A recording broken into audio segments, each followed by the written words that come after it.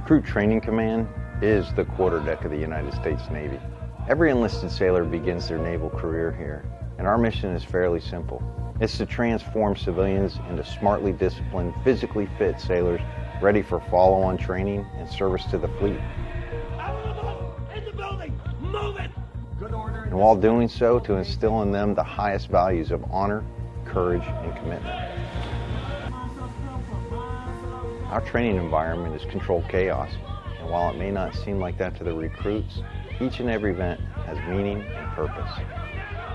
When the CNO released his strategy for maintaining maritime superiority, he instructed us to instill in our young sailors the 4 attributes of integrity, initiative, accountability, and toughness. Toughness was something we really wanted to instill in our young sailors. The million-dollar question was, how were we going to do that? We all knew that, yes, we need tough sailors, right? We had incidences of missiles being fired at ships, collisions, and while we had a lot of very heroic sailors step up and do what they needed to do to get through that situation, unfortunately, we have a lot of incidences of our sailors not being able to cope. That stress level gets really high. You know, you have fight, flight, or freeze, and we can't afford to have our sailors freeze. The Navy's top admiral has ordered a one-day worldwide safety review after a destroyer collided with a civilian oil tanker. So while I was on board the USS Johnson McCain, we were in Singapore. We sustained a collision at sea. I was immediately thrown from my chair while standing the electrical plant. As a damage controlman, it's something that we train for all the time. Never been in that kind of situation, but I didn't hesitate. I wanted to go straight to what was happening so that way we could figure out what was going on and fix the situation. Some people were unable to actually operate. They just went to a corner and sat there, and then when we were, what are you doing? We need your help. They wouldn't move, wouldn't operate whatsoever. Some took a little bit of time to make their initial reactions. Eventually they were able to get into the fight, and then there were the select few that actually there was no hesitation. Immediately just started doing what they knew what they had to do. The emotions are one of the most important things that run wild during an intense situation like that. Having the ability to fall back on training and things like that is almost second nature when you're in a combat zone. You know, I understand that everything's chaotic, it's unpredictable, there's a million things going on. But the one thing that you need to be able to control and have a grasp of is your own emotions. Because if you can't keep those in check, you're going to become a liability for everyone around you. With the way that the world is currently going and these heightened threats from greater world powers, we need tougher sailors. And it was very noticeable on the night of August 2017 during that collision at sea. And so we figured, where do we start? Well, the best and most logical step is to start where our sailors first come in at the accession part, and that's Recruit Training Command. So that's the first place that we sought about instilling toughness, was with our recruits.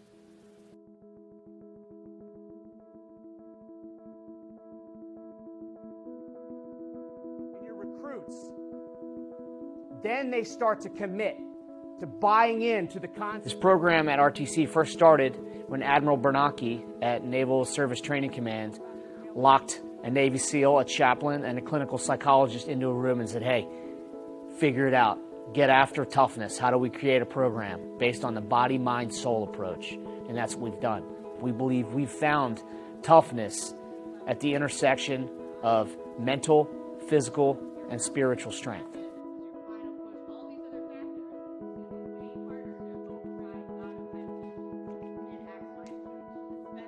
Haven't been doing the mindfulness exercises to strengthen that part of your brain that allows you to do that. Both mindfulness and performance psychology have a wealth of evidence supporting them.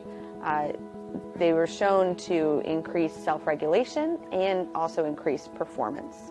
Mindfulness in particular has been shown to strengthen the part of our brain that is in charge of rational thinking, slowing down our emotional process, careful planning, and problem solving.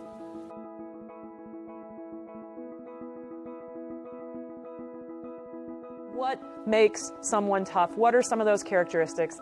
I think toughness is the result of having a person of both character and competency. We must know the skill sets required to complete our jobs, regardless of designator or rating, and we must be people of character who are rooted in honor, courage, and commitment, and exhibit things like integrity, toughness, initiative, and accountability. And when we do that, toughness is the end result.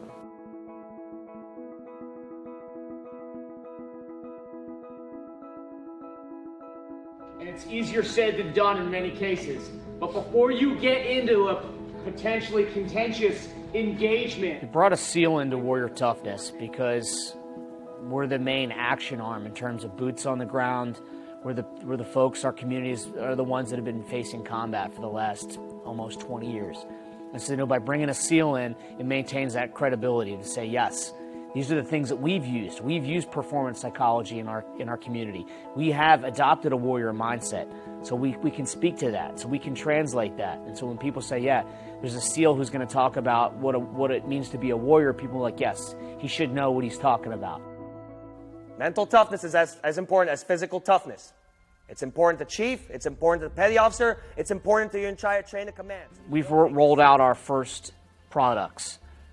Our first thing that came out was Recruit Toughness, which came out early in the fall of 2017. Feel overwhelmed while you're on watch, while you're waiting for your turn to man the nozzle as you're about to combat a fire, you'll do these techniques so that you're more focused on the here and the now instead of thinking about what could happen. We know that these skills work from research from many different areas, including other parts of the military, in athletics, particularly with elite athletes, top CEOs, and large corporations also use these skills. What we needed to know is, are these skills going to work here at Recruit Training Command? And so we did our own research. We did 3 different pilots where we had divisions who got the training and divisions who did not get the training.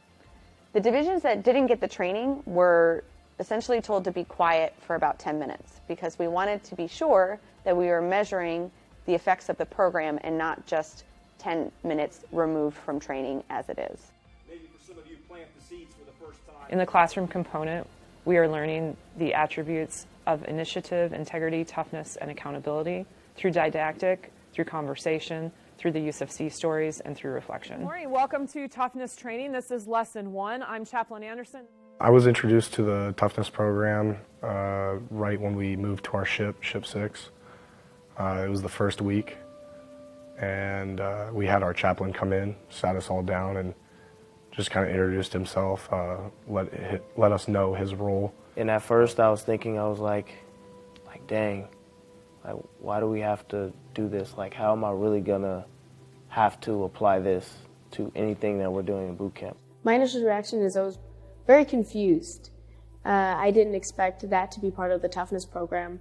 I thought that toughness would be like physical toughness.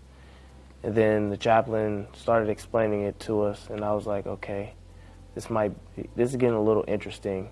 I'm gonna be open-minded about it. But the first time that we actually tried it, we sat down, and our chaplain had us hold our breath. And then about a minute or so in, everybody stopped holding their breath because they couldn't do it anymore. And then he told us to do it again, but he said this time, don't let your mind wander. Focus on the different parts of your body that are hurting, and just try to focus on a simple thing. Once you're finished with it, you take that deep breath of fresh air, and you feel your entire body get completely relieved of that pain, and you feel good about it. And he was just saying that you're going to go through stuff that hurts, and you're going to push through it, but once you complete it, then you're going to have that sense of relief.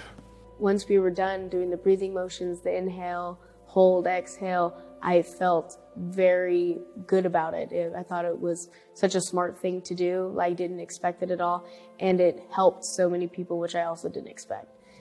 The most successful recruits today will be the ones that prepared, not just their body, but their mind. What Warrior Toughness does is it allows sailors to use mental reps and sets to be prepared to perform specific tasks that they may be competent at, but do them under extreme circumstances and stressful situations. If you sit back before your actual event, the evolution, for example, the pool, and you picture everything that you're going to do, you try to gather all your senses, try to get that image as closely to what you're going to be practicing today, it's going to make it 10 times easier. You're going through these mental reps and sets on a daily basis to ensure that you fully understand it. It's very low stress, and it just focuses on going over the same evolution over and over again.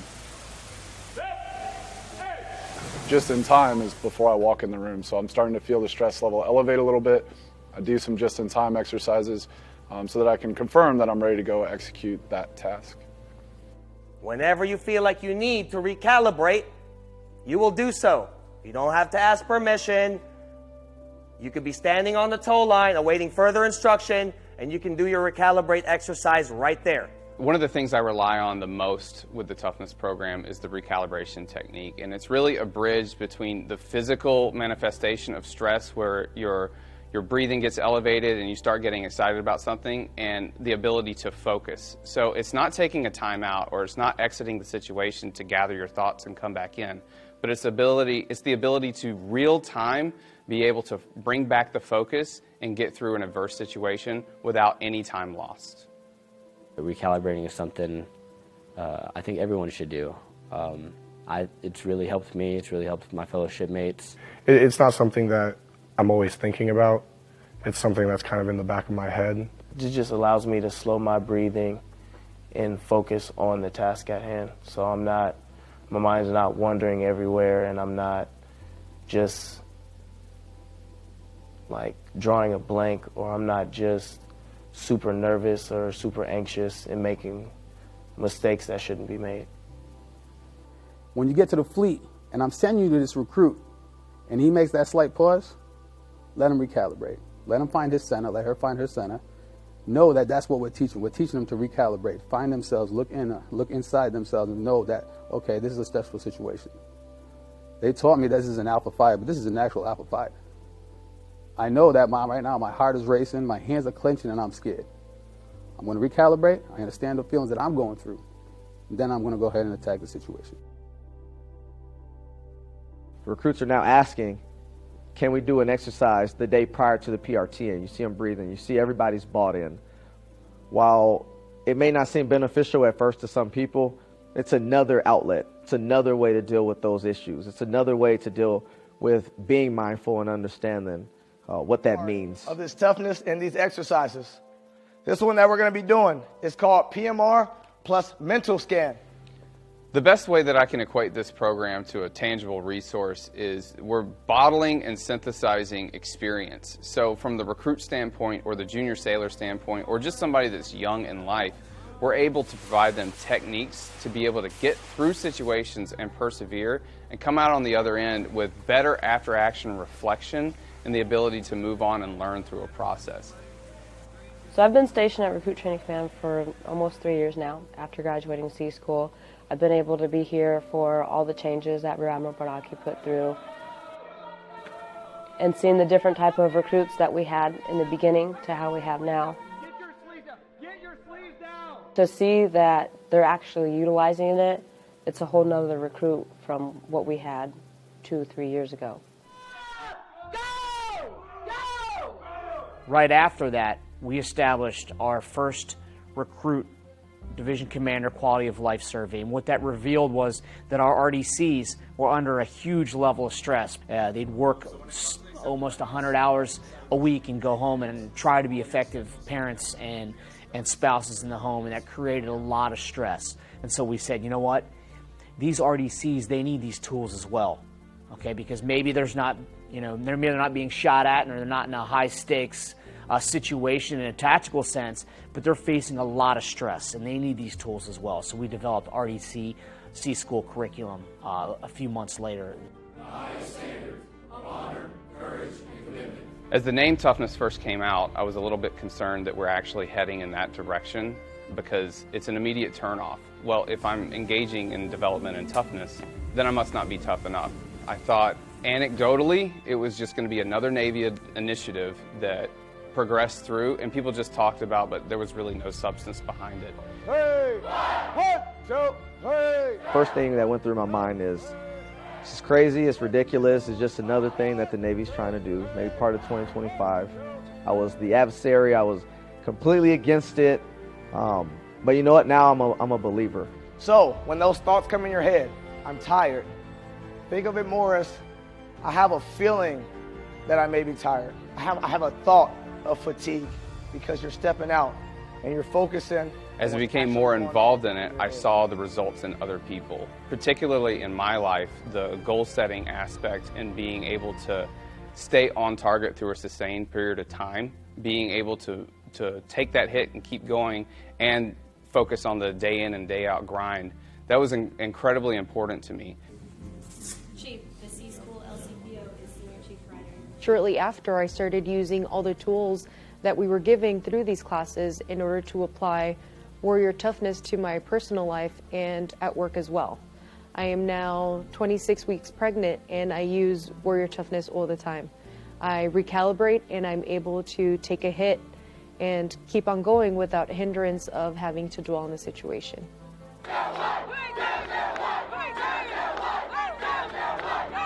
When I'm tired, when I'm frustrated, and I've been trying to train these recruits for almost 18 hours, it really takes a lot out of me personally. There are going to be times where you kind of feel like you're at the end of your rope. You're past that point. You're physically and mentally exhausted. But what I always use as a training tool for me are, some of the basics of recalibration. I take that second and I stand back and I think about what I did versus how I'm going to train that recruit. I would say that it's worked for a lot of RTCs and it's worked for a lot of recruits. It's worked for us, and being an RTC is a very stressful job. We work a lot of hours, but at the same time we have to ensure that we're healthy and that we're able to continue going, and that's where taking a hit and being able to keep on going kind of comes into play. From when I pushed my first 5 divisions to when Warrior Toughness was introduced to myself, being able to be mindful, knowing when I'm getting upset, knowing that I have a decision to make and being able to make that right decision. Or now I just got out of a meeting and I'm completely upset about what's going on, and as chiefs this is what we do, but how do I take that and not snap on my sailors? How do I filter that down? Being mindful and all these things that we're learning right now, it definitely helps with that.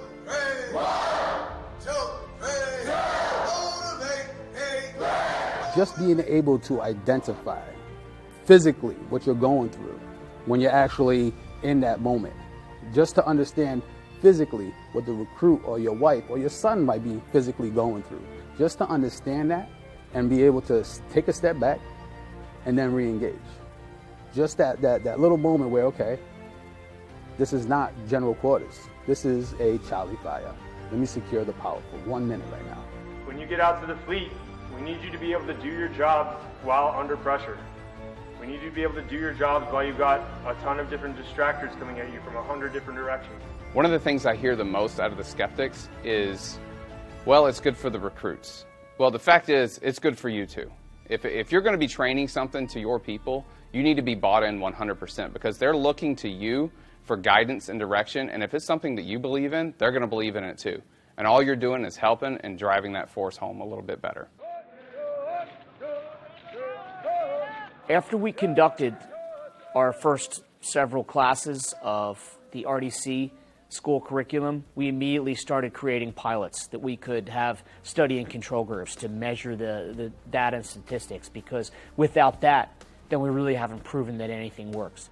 So the research showed us that we were able to find statistically significant differences, meaning that this was not by chance and it had to do with our training, that the recruits that got the Warrior Toughness training were able to do better on their PFA, they were able to do better on inspections, they were able to do better on their firefighting assessment, and they also took less time to train, which meant that they get to the fleet faster. We have taken assets and people organic to our command and we have applied that to the whole person, mind, body, and soul. So what we have is a program that addresses what hits we will take mentally, physically, and spiritually. And then understanding and being aware of what our resources are of strength and resilience to get through that. Warrior Toughness is not a resiliency program, it is a toughness program. We are ahead of the curve, ahead of the incident.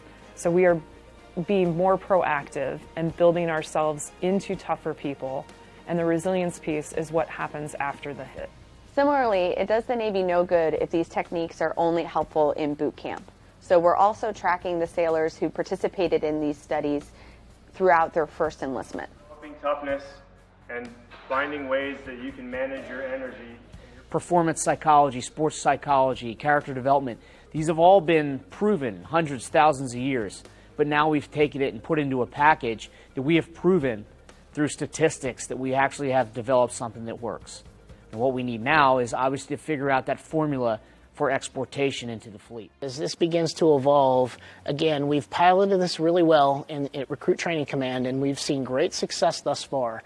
The next big step, that deliberate approach to Warrior Toughness and rolling this out and not getting ahead of ourselves, not creating cynics by getting it out there too far, too fast, and not really understanding what it is that the program is and what it entails. The next step is really to take it into that A school, C school pipeline of training so that sailors are continuously exposed to what they've first already gotten in RTC. And then once we get it out there, I think the next logical step would be to include it as a part of the Chief Petty Officer Development pipeline. And then eventually we'll get this to the point, hopefully in the farther future, where in all of our ships, stations, squadrons, and units, it's even taught and reinforced at the unit level. In the year I've been here as the Command Master Chief at Recruit Training Command, I've seen Warrior Toughness not only affect recruits, but affect our sailors and our staff in positive ways. Morale and performance has improved. It works. We're building people of competence and character at all pay grades. As a Chief Petty Officer, Senior Chief, Master Chief, you kind of think you got it figured out. What I love about Warrior Toughness is it's opened my eyes to a new way of doing business and shown us a better way of building winning teams. We spent the first part of World War II learning these lessons, how to deal with acute stress, how to manage, losing some of your crew as a ship encounters the enemy, and to push through that, to get to success, to bring that ship either to victory, sending the other ship to the bottom, or bringing that crew home, or both. So learning those lessons now, having our Pearl Harbor moment without having a Pearl Harbor, by getting ahead of this training and using the things we know about character and about stress and the psychology and how all these things play together to ensure that our sailors are prepared. We need this because this will keep sailors alive, this will keep crews together, this will keep ships and squadrons and units functioning, and it will lead us to victory.